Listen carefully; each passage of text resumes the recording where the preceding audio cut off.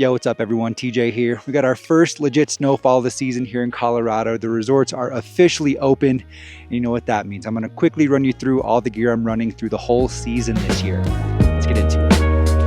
All right guys, I'm doing the gear list video a little bit differently this year. Pretty much every item is something brand new that I've never talked about before.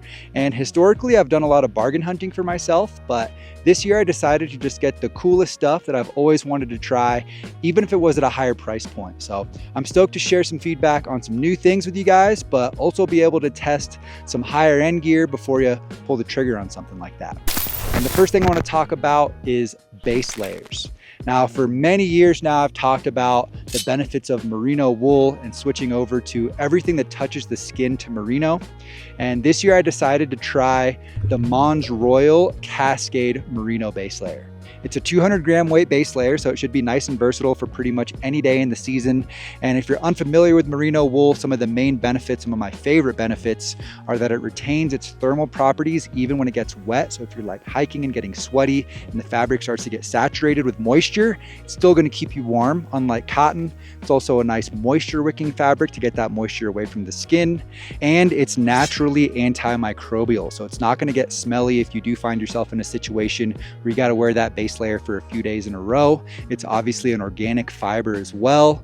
And the main reason I wanted to go with Mons Royal is because they source their merino from New Zealand. If you've been watching the channel for a while, you know I'm a big fan of New Zealand. I've spent quite a bit of time there, and I think they just hold the bar very, very high. They treat their people well, they treat their animals well. I've seen the sheep all over down there around the ski resorts in the mountains. I've ran with the sheep through the fields down there, and I'm just stoked to be able to have some of that merino with me this year as I'm out on the mountain snowboarding. And speaking of merino touching the skin, I also want to share the socks I'm running this year. Definitely a big advocate for investing in a few pairs of nice snowboard specific socks. And this year I'm trying out the Descent IQ hybrid socks.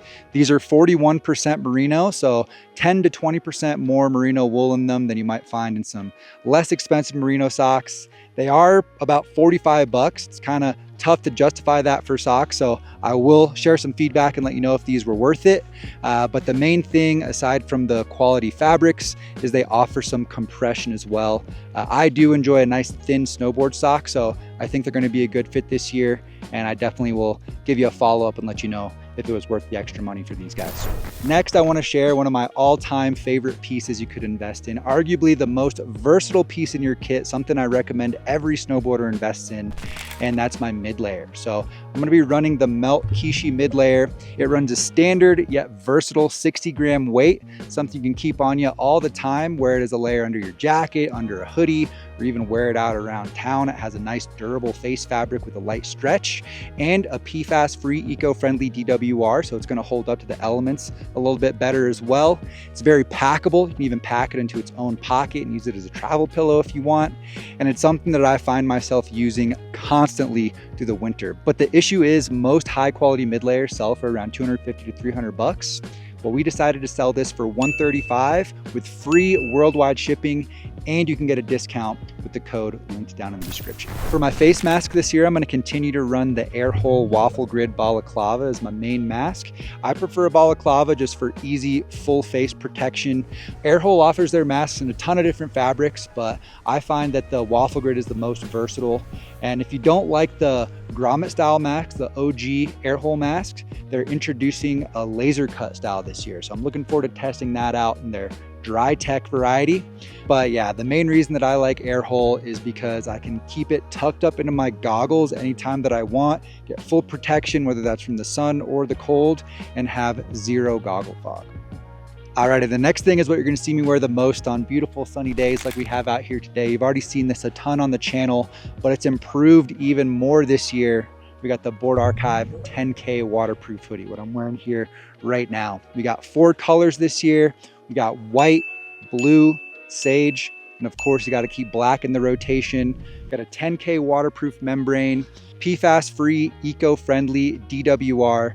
All the features that you've known to love about the hoodies over the years. This thing has a super stretch fabric. a nice moisture wicking liner on the inside.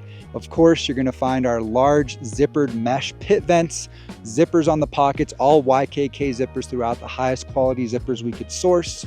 We got a secret media hole on the inside so you can run wired headphones up through the collar if you'd like. And this year I introduced a cinch at the waist so you can customize it for a more boxy look or a cinched look depending on what you want. Of course, we got a zippered pass pocket on the sleeve, a helmet compatible hood. Everything about this hoodie has been dialed in specifically for snowboarding over the last 6 years. I'm so stoked on where we're at with the hoodie. I hope you guys go check them out. It's a great way to support the channel and get a truly legit product at a great value. So thank you for taking a look. For my mittens this year, I'm bringing back the Oyuki Tamashi mitt. These are gloves I've already worn for years. They've already proven the value to me. They're a great, just daily, versatile mitt, full leather construction, great features, but I haven't worn them the last couple years, so I'm stoked to bring them back this year. And the reason for that is because depending on when you're watching this, normally they sell for $140, but you can get them right now for 65 bucks. So couldn't pass that up. Bringing back the Oyuki Tamashi this year. And real quick guys, I do just want to remind you, if you're interested in checking any of the gear that I'm talking about in the video today, it's all linked down below, so it's right there and easy for you to find. But the next thing I want to talk about are my goggles. So this year I decided to switch it up and I'm running Oakleys again. We're trying out the Oakley Line Miner Pro. There's 3 reasons I decided to try Oakleys again this year. I haven't ran Oakleys in like 8 years. Last pair I had were the flight decks back when I was into like the spherical look.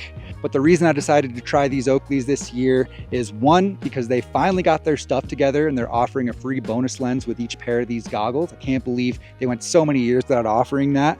And they also have a magnetic lens with a pretty easy to use locking system. So I'm stoked to see how that plays out. Actually works quite quickly when I tested it out here.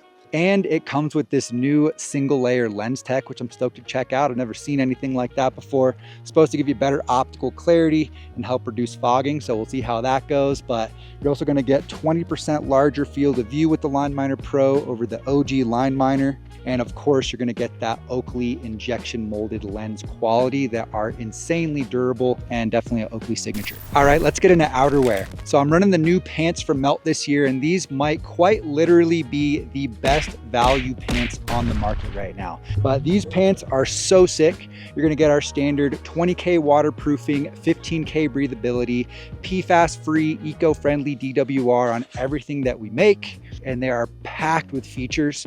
First thing I wanna share is we got a cinched bottom on these guys with 2 levels of cinching on them, so you can have that like tighter, kind of more popular look in snowboarding right now and keep it tight around the boot, or you can unbutton it, unzip it, and get a wider hem at the bottom and have a more standard look. There's also a durable fabric reinforcement around the bottom hem to just make these a little bit more bulletproof. You're gonna get mesh venting on the inside of your legs. You're gonna get a fully open side vent on the kind of back quarter of the pants on both sides, so you can get cross venting if you're doing hikes or touring in these things.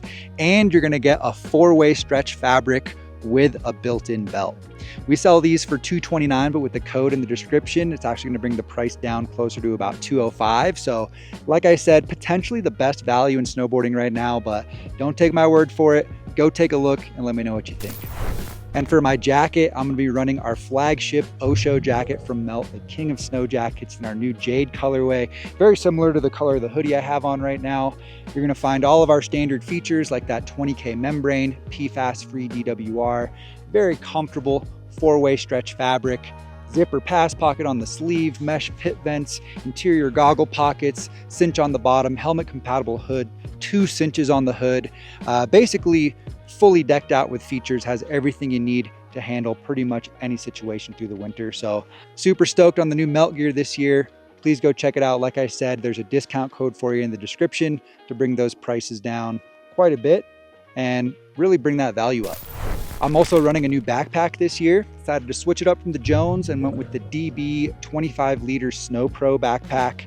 25 liters just kind of hits the sweet spot for me for daily use around the resort and even in the backcountry on most days.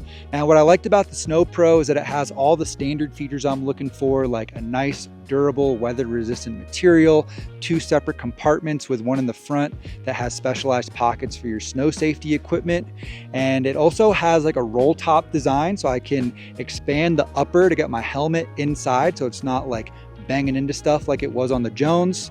And crucially, it has a rear access zipper from the back panel. So super stoked to test this out, get it around the resort this year, and of course, get it on some backcountry missions as well. I'll definitely do a follow-up video on this one a little bit later in the season, or if not, on the gear list and review video that you should definitely check out next fall, where I'll give all the feedback on all this stuff. For my boots, I'm committed to a season-long test of the brand new Union Reset Pro. I did a super in-depth video on these already. You should go check it out if you haven't seen it, where I talk about Union's approach to design and why it's such a game changer and so different. But some things I think are really interesting about these that I'm looking forward to feeling out over the year is that they have an injection molded single piece shell made out of this Pebax material that doesn't degrade over time. So you can like flex it over and over and over, and it's not gonna break down and get clapped out like most boots do. There's one single stitch line around the upper of the boot that holds most of it together to reduce potential damage and wear points. They got a memory foam liner, completely different from your standard Intuition heat moldable liners. And they put these like bushings in the midsole that should help provide some more dampening and help save my ankles a little bit. And they're a similar flex to the Fuse that I've ridden over the last 6 years. So very stoked to get some time on these and provide some feedback. But yeah, they're pretty incredible boots. Definitely check them out and check out that other video where I really dive deep on it.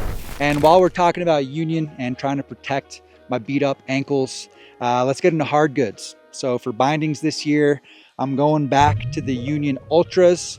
I've already spent a couple seasons on these bindings, but the last 2 years I've been on the Force. The Force is a great binding. It's very versatile, while the Ultra is a little bit of a more freestyle specific binding, has a little bit of a more surfy feel to it, and has a mini disc versus the standard disc like the Force. But the main reason I want to go back to the Ultra is for the molecular bushing. So the footbed you find in these guys, it's like this injection molded, no glue, one piece footbed that is super, super cush, provides a ton of dampening and a lot of impact protection. So I'm kind of going through a bit of a lingering chronic ankle injury, doing rehab every day, and I'm hoping the combo of the Ultra and these boots are going to help protect them through the year. I'm strengthening it, of course, but I want to do everything I can to get as much dampening and really protection on my ankle as possible. So stoked to get back on these. They are a great binding. They're still very versatile, even though they're more freestyle leaning. I think they're still a pretty solid all mountain binding, but not going to be as responsive as the Force. Switching back to those this year. All right, and to cap off this video, let's talk about the boards I'm going to be running when I'm not out there testing and reviewing other snowboards. So last year I was on the Super DOA. The season before that I was on the Endeavor BOD. This year I decided to go back to the Battalion Evil Twin Plus. I haven't even tested Battalion boards the last couple years until this season, and being back on the Evil Twin for the review just reminded me how much fun they are and how much I really enjoy that feel. So with the Evil Twin Plus, you basically get like a super premium construction on the Evil Twin. It's a little bit stiffer and more energetic. It's got an 80% Polonia core, so it's super lightweight, has a full tip to tail carbon matrix with carbon stringers in the tip and tail as well. So it's definitely going to provide more snap and more energy compared to the regular Evil Twin.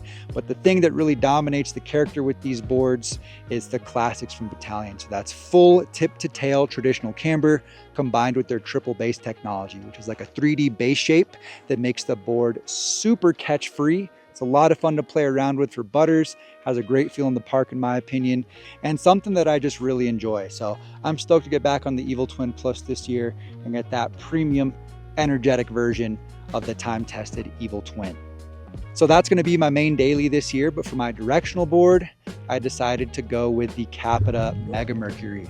This was actually a really tough decision for me, but landed on the Mega Merc because I really tested it for the first time last year, and I was just so surprised with the feel and performance out of this thing. So if you're unfamiliar with that board, you get the ultra premium construction from Capita. You get the super light core, the mega light skin top sheet, tons of carbon in this thing, giving you that lightweight, energetic, premium feel, but has the classic geometry of the Mercury. So it's slightly directional, camber dominant profile, still nice and freestyly, but also gives you some benefits so it floats well in powder and is good in more variable conditions as well. I'm gonna be riding this in size 157 to get a little bit of extra width and surface area for POW days, because that's probably when I'm gonna be riding it the most.